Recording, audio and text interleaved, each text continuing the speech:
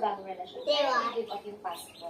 Yes. Parang tuldo Time ka to go down. Kasi maraming masasaktan. Hindi lang yung bago mo. Pero ikaw din sa sarili mo. Parang magkakaroon ka rin ng regrets. Yes. Kasi, Hey, buddy. yun na, regrets. Meron pa silang Papi. mga nararamdaman sa ex nila, konti na lang, pero pumapasok sa ibang, sa bagong relationship, at nagsasucceed naman.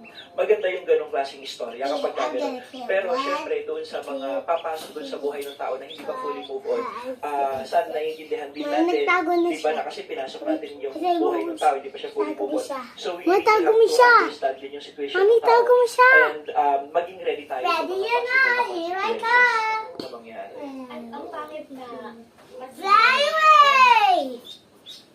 tapunan mo siya ng yung pain na nararamdaman mo. Yes. Imbes na, imbes na na-feel mo sana yung